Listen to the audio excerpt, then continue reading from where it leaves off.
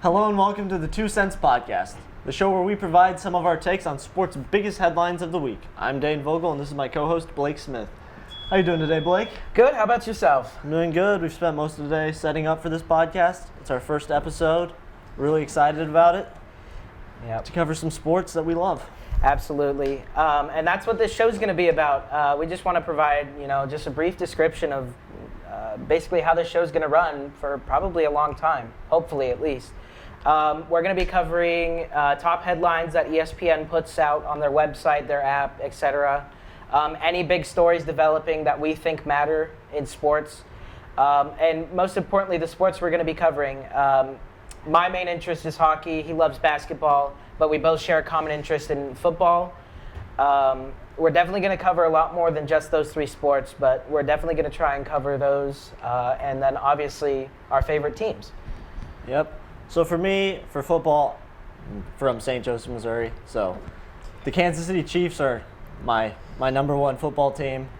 I mean, I've been watching them for a while now. Patrick Mahomes is special. I mean, we've got an exciting year coming up for Absolutely. My favorite pastime besides watching the 6-11 Bears is hating on the Chiefs because I can. I am a St. Joe native, but I have always grown up a Chicago sports fan, so anything Chicago, I'm all for. Yeah, for basketball, at least in the NBA, I've been rooting for Portland since I started watching. I love Damian Lillard. Loved having CJ right before we traded him. They've been fun. They've been a fun duo to watch. Absolutely. And then for you, your other big interest is hockey. Yep, that's my favorite sport. I really got into hockey my freshman year. I started watching the 2019 playoffs, the year that St. Louis won the Cup, my least favorite hockey team. So, a little bittersweet, but still, yeah. All right, so we're going to start the show off by going through some of our favorite sports stories of the week and throughout the season. Big headlines like, for example, we're going to start off with the Super Bowl. I mean, there's a lot to talk about there. Biggest sporting event of the year. Yep. And I really enjoyed watching this one. So did I. I've got to say, this has got to be the most entertaining Super Bowl I've sat down and watched. Although there's definitely a lot of points where it was not very fun to watch, like the first quarter.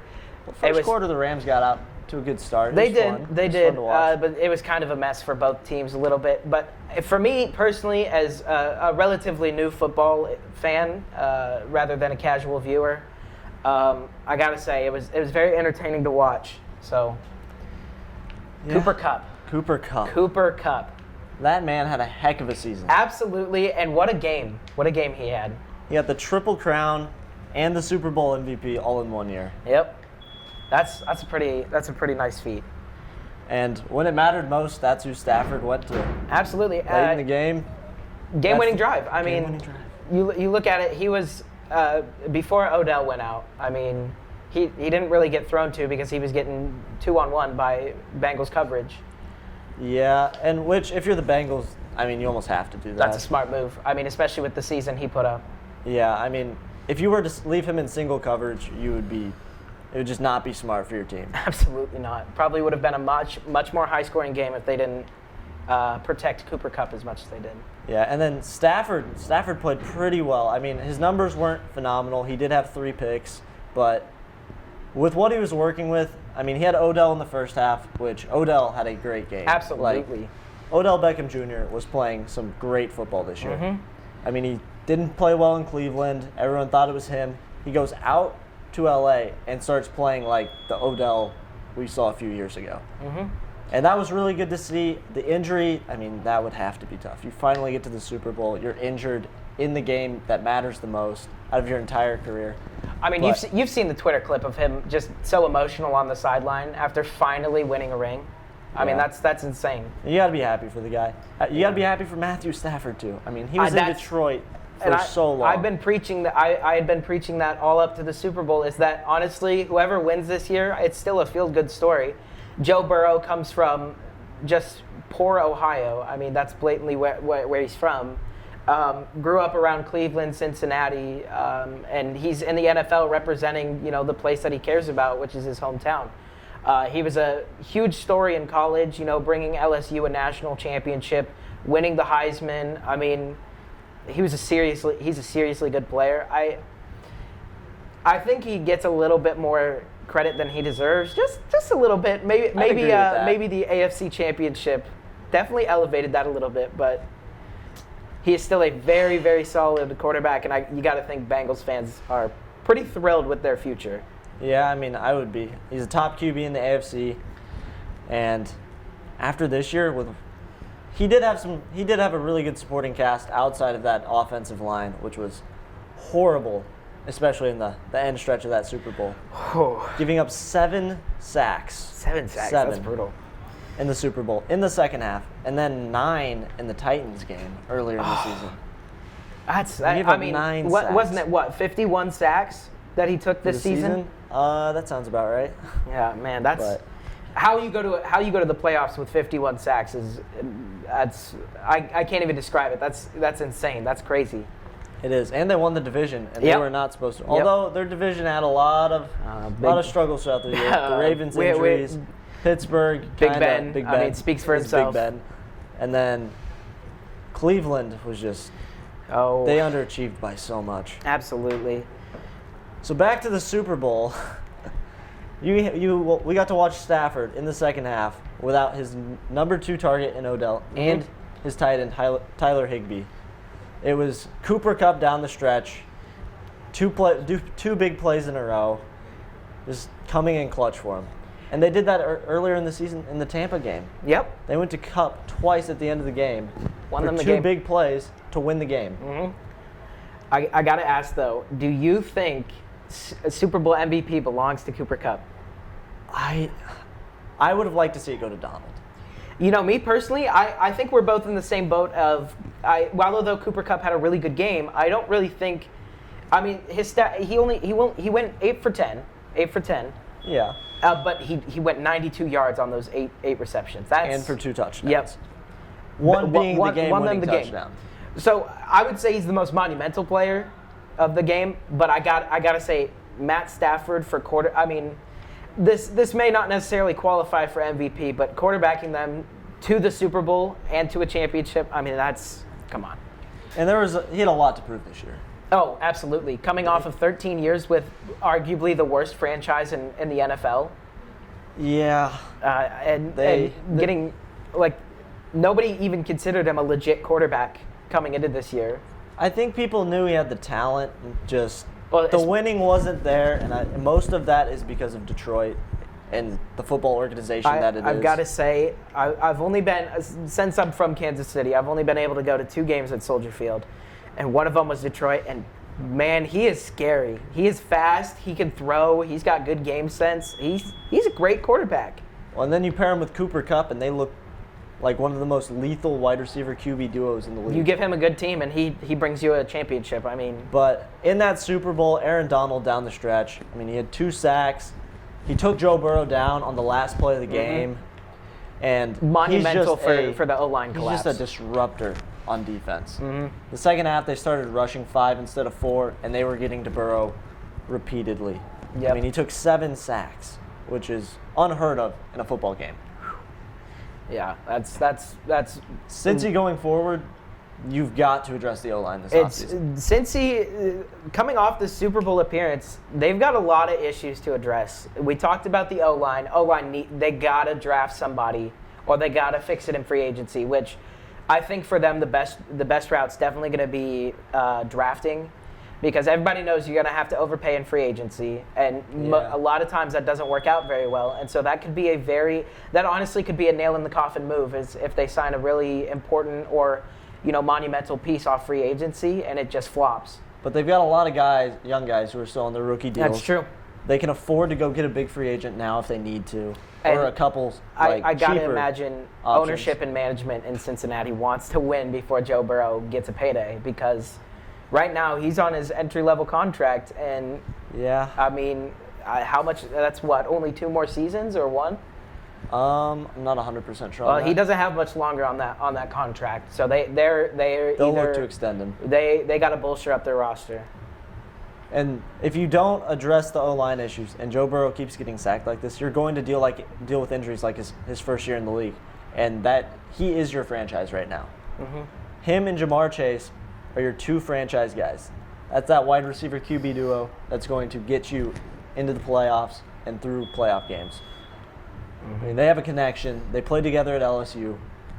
Jamar Chase is an elite wide receiver at this point. And I mean, it's such a nice story too, because people clowned on the Bengals for drafting Chase over one of their positions like the O-line.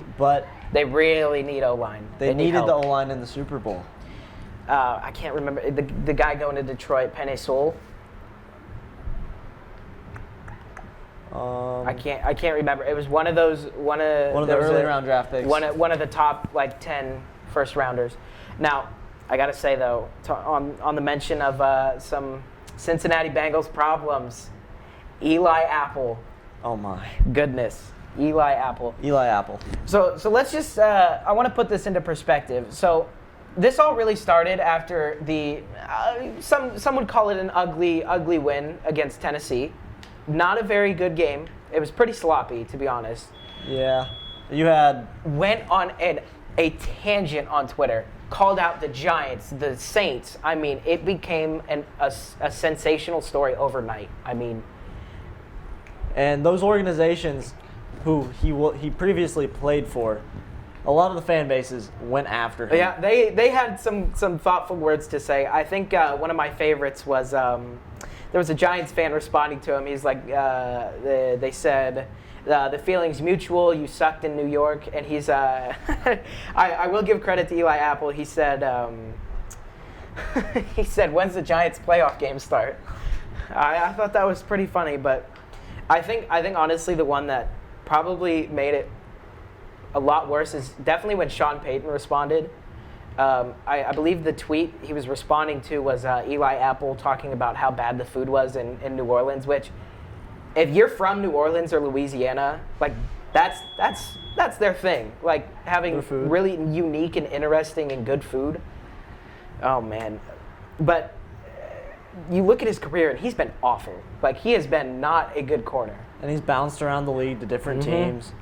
There was a Chiefs game where the Chiefs, unfortunately for me, collapsed in the second half offensively, and then he got on Twitter again afterwards, was talking trash to Tyreek Hill, and then Super Bowl rolls around, and who was on Cooper Kupp for the game-winning touchdown? None other but Eli Apple. So. Honestly, there was 2 memorable tweets that one came out of the AFC Championship, the calling out Tyreek Hill, and Tyreek said, "DM me. We can have a race if you want." I mean, and you just don't challenge somebody like Tyreek Hill, easily top 5 wide receiver in the league. Yeah. I mean, goodness, you're getting challenged by. I will say though, if his whole goal was to be a pest, he succeeded so well. The amount of people he made upset, it's unreal. He did receive quite a bit of backlash. Well, rightfully so. I mean, you clown on the teams that you're about to play or have just played, and relatively came out in a not nice way. I mean, what do I gotta say? 21-3. That was the score of the AFC Championship. 18-point lead. That's a tough loss. You're telling me about it. Yeah, I know it was. I had to watch it.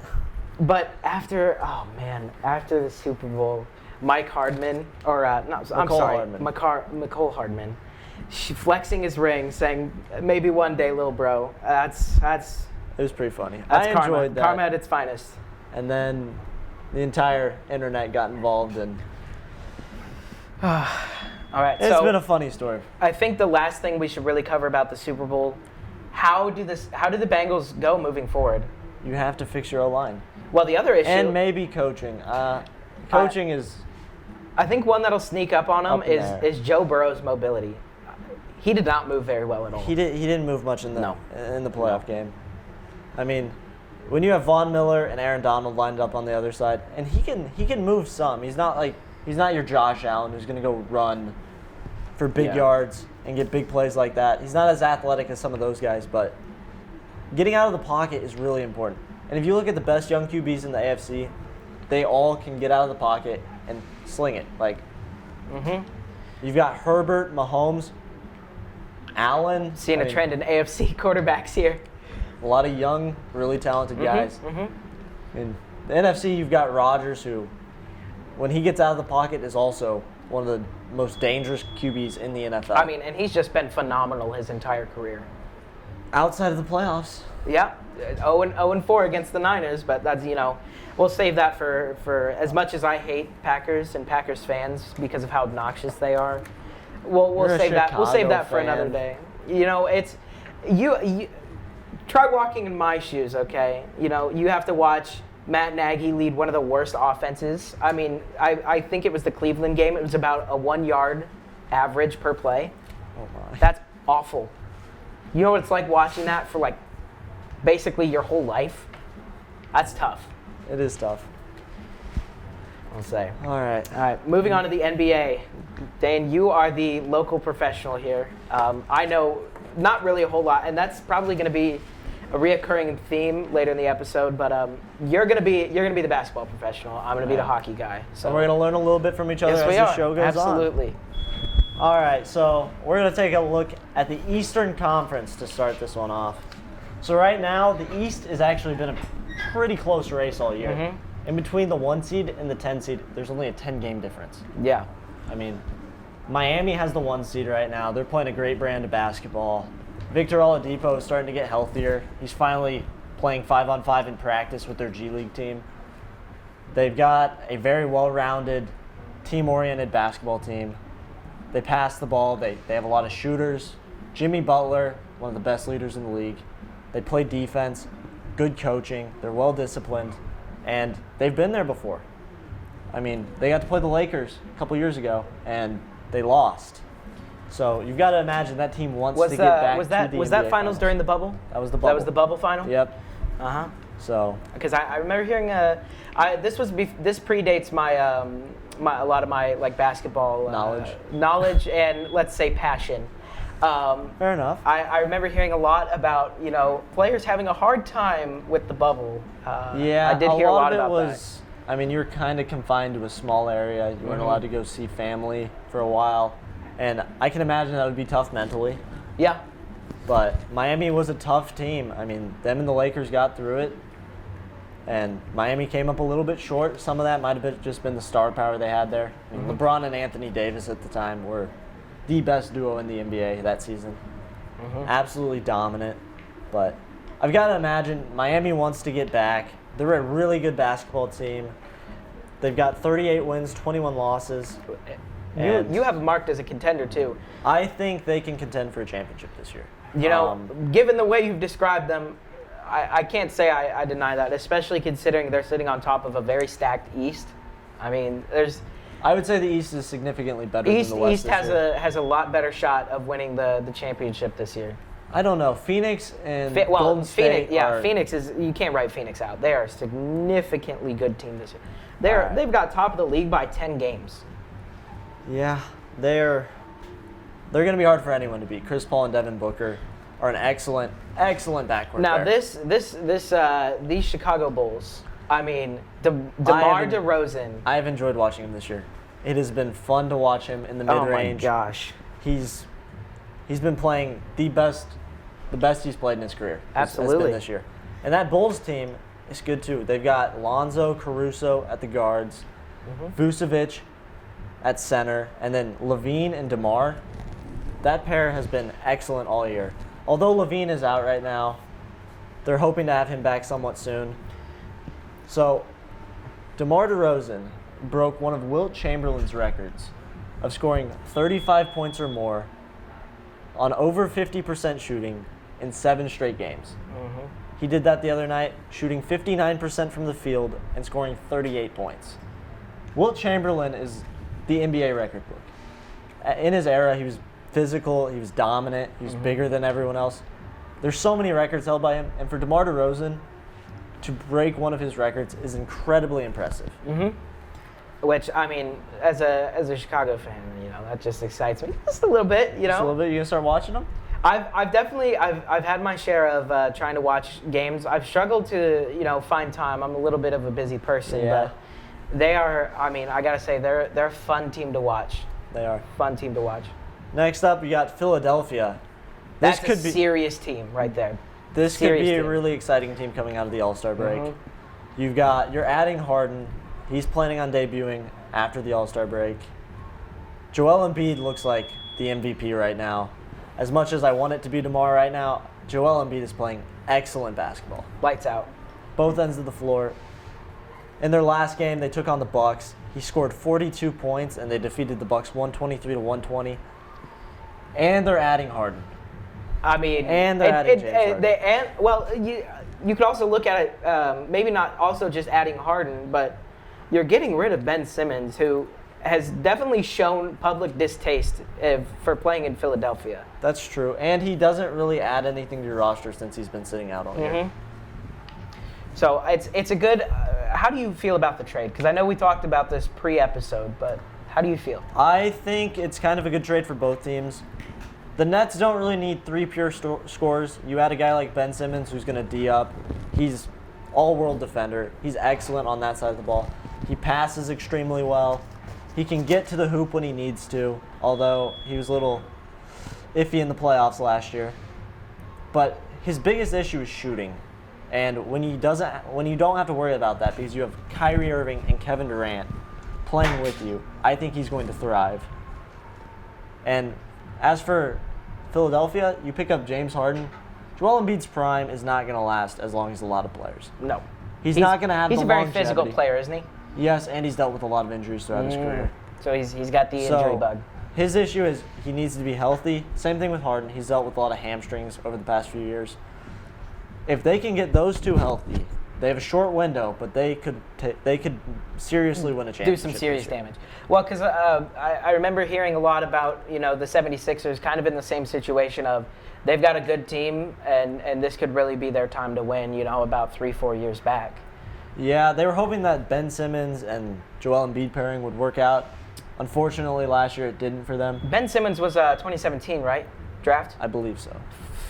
No, not first. No. I'm not sure who went first in that one. He was a top draft pick, yes. Yes, he was. All right. Ben Simmons, still an excellent player, as much as people want to give him crap for sitting out and his playoff performance. He is still an elite player in this league. Next up, we're going to talk about the Milwaukee Bucks. They just fell to the 76ers. And, I mean, you have Giannis. They brought back most of the crew. Which Giannis, is good Middleton, because and Drew Holiday. I watched a little bit of the finals last year, and that was a good team. And Phoenix was a good team. Phoenix basically is trying to run it back again, too. And they very well might. And although Milwaukee's sitting at the 5th seed in the East, I think they're still one of the best teams out there. I mean, Giannis Antetokounmpo is right there in the MVP race.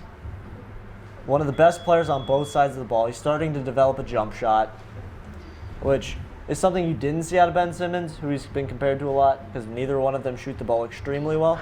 But Giannis has improved throughout his career. Ben Simmons kind of stayed where he was at. At least Giannis wants to play for Milwaukee. He does. And I think you pair him with Chris Middleton, who really stepped it up last year in the playoffs, made himself look like a true number 2 in the NBA. And then you have Drew Holiday, who's an excellent perimeter defender, and then also he can get buckets when he needs to. I think they're just as scary as they were last year, even though they're sitting all the way down in the 5th seed. And lastly, in the Eastern Conference, we've got the Brooklyn Nets. They've fallen all the way to the 8th seed. Kevin Durant's been out for a while. James Harden is dealing with some injuries, and then Kyrie cannot play at home. So getting this Ben Simmons trade done gives them a player they can play at home and away, and he's healthy, which is going to be huge for him. That's been a massive talking point and huge issue with the Nets. I mean, what was their slide? I can't remember, but it was not looking good for quite some time. I mean, they were holding their own pretty well in the East, and I mean they've fallen to number 8. So, which they can recover from, because the East is a close race right now, with there only being the 10-game gap from 1 to 10, the 1 seed to the 10 seed. They can get right back in this. Steve Kerr said Kevin Durant might be able to come back in their first game coming out of the All-Star break, but you wouldn't want to bet on that right now. It'll be something they check in on later. That'll be in my opinion, I think that'll be a top story coming out of All-Star break is how the Nets put it back together. I think if Ben Simmons and Kevin Durant can click well offensively, which Kevin Durant has never had an issue playing with anyone. He doesn't shoot the ball a lot. He's not super ball dominant. He's extremely efficient, and he's probably the best pure scorer in the league, one of the best ever. He can shoot it from anywhere on the floor. He's a threat to drive in. He can shoot the three. The mid-range is terrifying if you're a defender. And he's 7 foot tall. And he plays defense. Kevin Durant is the full package. And if you can get him playing with Ben Simmons and Kyrie Irving, they're just as much of a threat to come out of the East as any of these other teams are. Now we're going to go over to the Western Conference. Now the West we've already mentioned a little bit. Nowhere near as close as the East looks. It looks to be really Phoenix and Golden State at the moment. Yeah, I think Memphis and Utah can both contend. I don't think. But as of right now, I wouldn't pick them over Phoenix or Golden State. Oh, me neither. Especially with Splash Bros back in town. Clay coming back is huge for him. Right now Absolutely. They have Draymond Green out, which has been hurting him a little bit as of late, but they'll hopefully get him back later in the season, along with Jameis Wiseman, who has been out for most of this year. They could really make a run too, and they're only 6 games back from Phoenix. I don't expect Phoenix to let that gap close by much. I mean, they're playing excellent basketball. They really are. Chris Paul and Devin Booker both being talked about in the MVP race, which is crazy. Because especially for how although it's a team sport, it's pretty individually driven. You put LeBron James on a mediocre team, and you're still probably going to win a good amount of games. Yeah, well, we're seeing that this year with the Lakers, and that is true. The Lakers are having struggles. We also talked about that a little bit They are almost out of a playoff spot. Yeah, they're currently sitting in that 9th spot, so they'd be in the playoff game. What do you think the reason is? What do you think the problem is there? Health has been a big issue. Anthony Davis has missed so many games, and for him to suffer that mid-ankle injury. You've seen the video, haven't you? Yeah, it's brutal. It's pretty bad. But they're expecting him to be out for at least a little while. LeBron James is playing great basketball. I mean, he's putting up insane numbers at the age of 37. He's averaging 29 points a game, and if you're the Lakers, you have to do something around him. He's doing his part. You've got to have Russell Westbrook play better. He's talked about it, but do you think he ends up playing with his kid? I think he does make that move at some point. Just even if it's only for one season. Yeah, whenever he hits free agency, I believe it's the same year Bronny would potentially get drafted. I think he will try to go to that team and play with his son, which is a really cool story. And honestly, that would be really fun to watch happen. And it's not like LeBron's really old and not playing well at this point. He's still one of the best players in the game. And to pair him with his son could be really, really fun to watch. What other stories do we have coming up? Oh, Denver. The Nuggets. So Jamal Murray's supposed to come back at some point this season, which will kind of make or break their playoff run, in my opinion. Jokic playing excellent. Absolutely. I mean, he's number 2 in the star. I can't remember the name of the survey, but number 2 in MVP voting. The straw poll ESPN put out to about 100 of their media members, and they got to vote on who they thought the MVP was at this point in the year. Only behind none other than Joel Embiid, and he's having a heck of a season. Oh my gosh! I mean, and Jokic won it last year. He's playing great basketball. I mean, scoring, assisting, rebounding. He does it all for them. And they're really undermanned right now. I mean, Jamal Murray's out, who's their number 2 player. He's their other franchise guy, and he's just been injured repeatedly over the past couple years. I think after that, it was Giannis out in Milwaukee, which is no surprise, followed by Stephen Curry, Chris Paul, Ja Morant, DeMar, Kevin Durant. He's dealt with so many injuries at this point, though. I don't think he can get back into it. Now, do you think DeMar DeRozan belongs a little bit higher on that list? I would like to see him up there. I mean, carrying that injured Bulls team to 5 straight wins with, multiple 30-point nights? He has scored 35 or more the last 7 games. That's over ridiculous. 50% shooting. He's been so much fun to watch. That's a ridiculously Honestly, that's hard. It's hard to explain, but that is just so cool. Like, that is such a cool stat line to have under your name. And to break one of Wilt Chamberlain, an all-time greats record. Mm-hmm. Like, he's playing great basketball. He's been playing great basketball all year. He's averaging 29 points a game. And he's their guy. He's their go-to guy. He's hit multiple clutch shots throughout the season to win them games. And with the in and out of the lineups of Lonzo, Caruso dealing with injuries or COVID issues throughout the year, he's kind of been their steady guy. Now, if they can get healthy, I think they can contend. Before we move on from MVP talks, who is your early prediction? Because we still got a lot of time before they're going to announce MVP, like plenty. Who's your early prediction? Top three. Top three in voting. I think Joel Embiid, if he stays healthy, will win the MVP. If he gets hurt, then it's kind of up in there. I think Giannis is in that category. I'm gonna say DeMar. I might just be rooting for DeMar right now, but I'm gonna put DeMar in there. It's a good story. It's a good story. Can you imagine that the Los Angeles Lakers were potentially going to pick up DeMar in the offseason? And he wanted to play in LA because that's his hometown. And it was really only LA holding back, wasn't it? Yeah, they ended up going with Russell Westbrook, and it just has not panned out for him. That is looking like a mistake more and more every game. Everybody was talking about how it wasn't a good fit at the beginning of the year, and then, LeBron will just work it out. It'll be fine. Because in the past, he's done that with rosters. And this year, despite his efforts on on offense, 29 points a game, at 37 years old, he's their number one option every single night, even when Anthony Davis is there. I mean, in fairness to the people saying LeBron could smooth things out, he's holding his own just fine.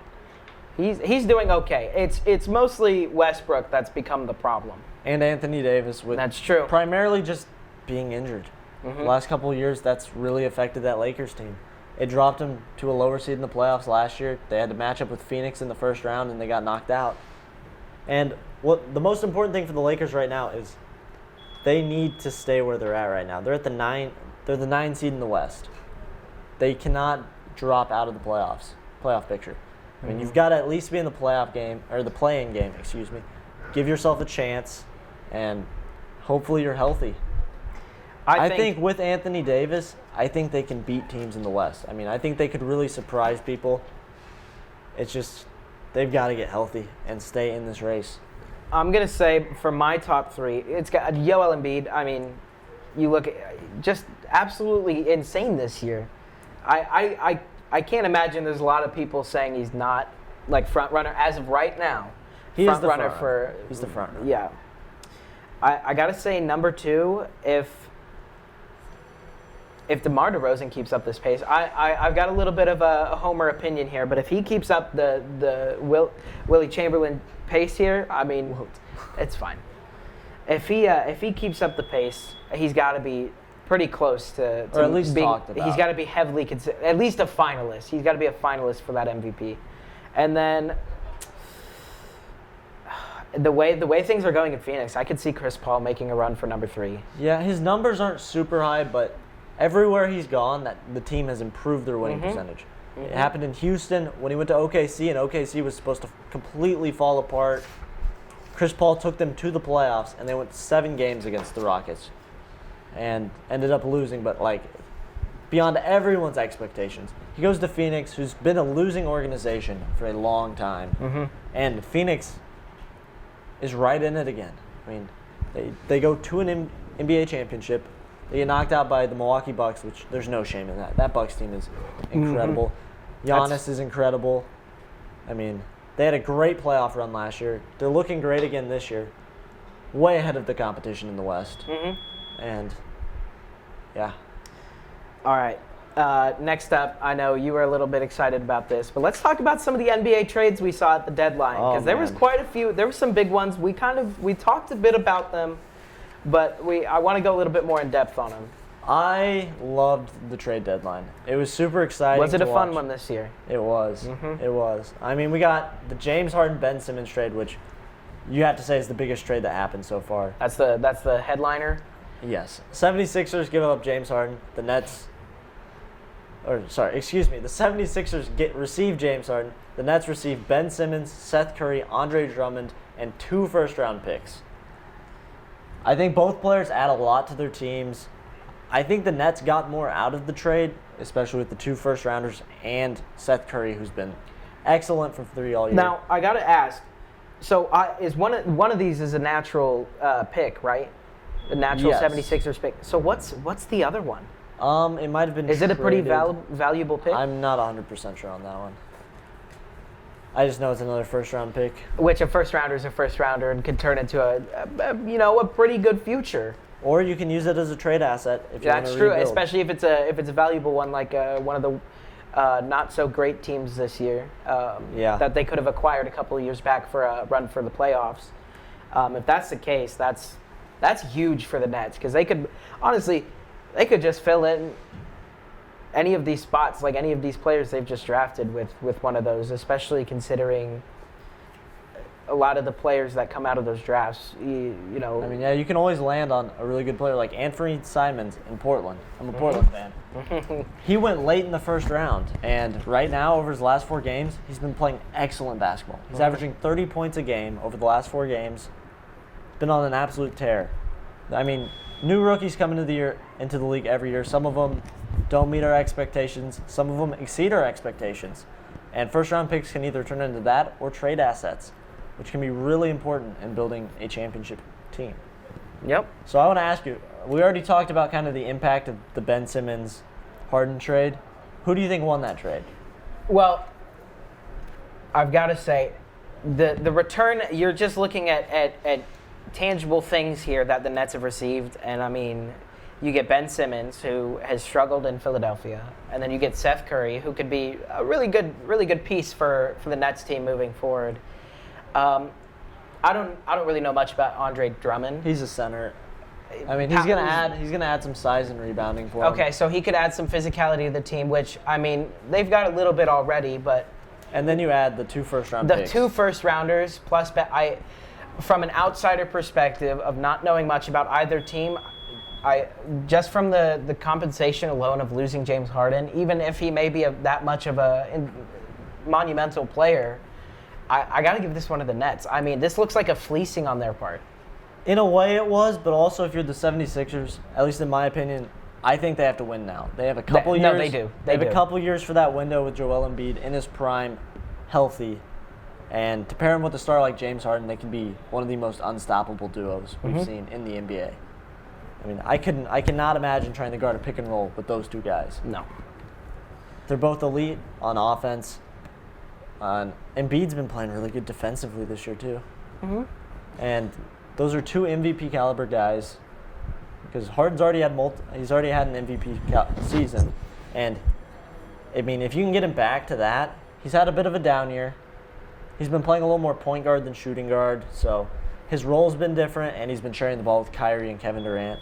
But I think that duo could really shock some teams in the East. And you've got to think this could probably. I mean, has Joel Embiid been the life of Philadelphia for the most part? When he is playing well, they normally win. Yes.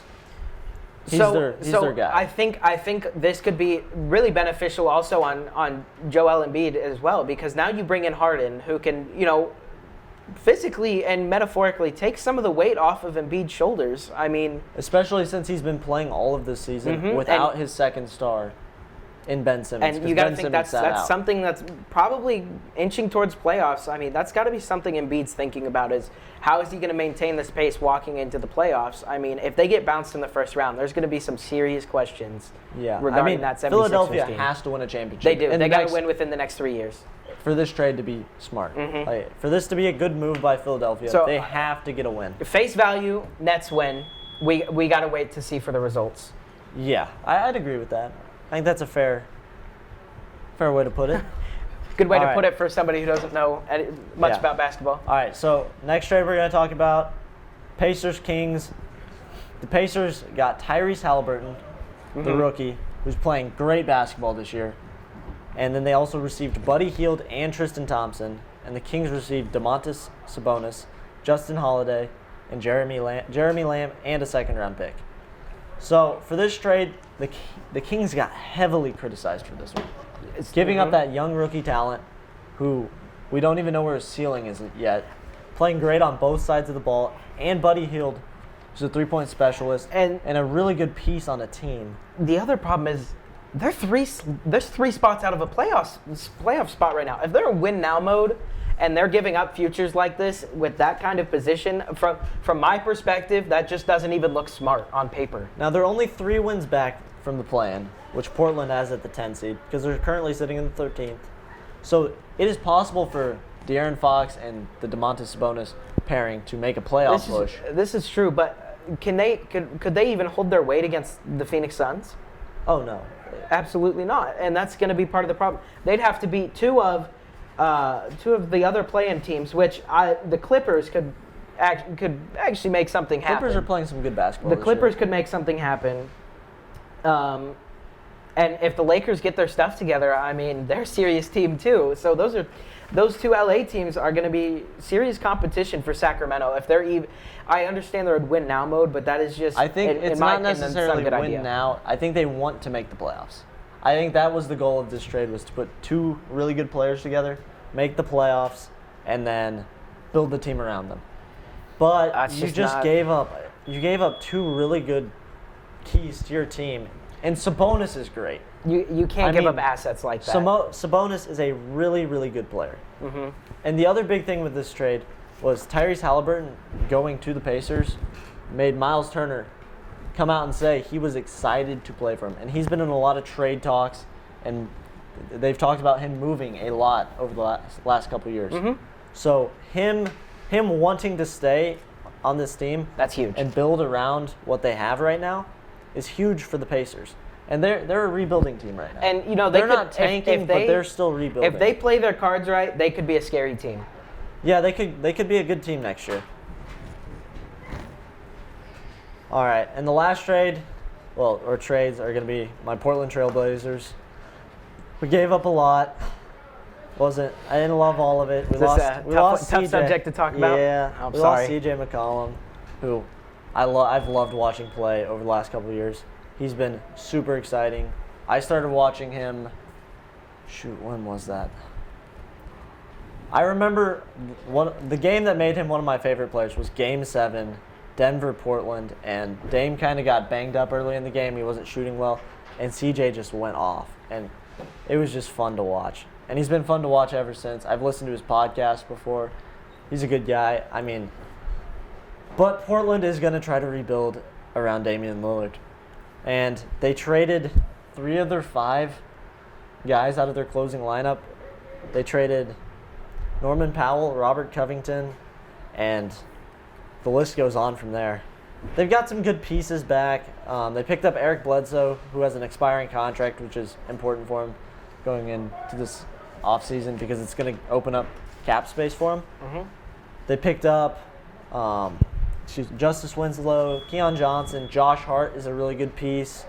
They got 1 first-round pick, and it's a potential lottery pick, and 3 second-round picks. So they have assets to build around Damian Lillard. They do. The biggest thing here is they have potentially up to $60 million in cap space going into the summer.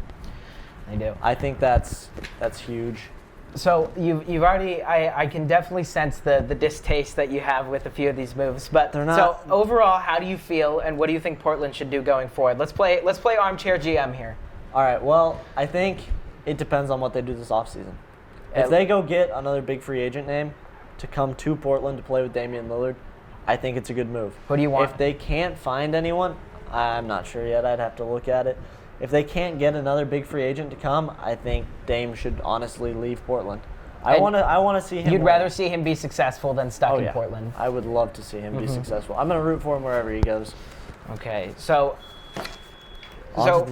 I got to say, so looking at these, I think honestly, if Portland's really taken the chance to evaluate their team and they've decided they're not happy with where they are, I think this is a great move. I mean, because they can really. They have a lot of room to make moves. Exactly. They've got a lot of stuff to do. I mean, and you said that $60 million cap space. That's huge. Crazy. I mean, that's a lot of money that they can use to. if they have to overpay even a lot, I mean, it could be astronomically worth it.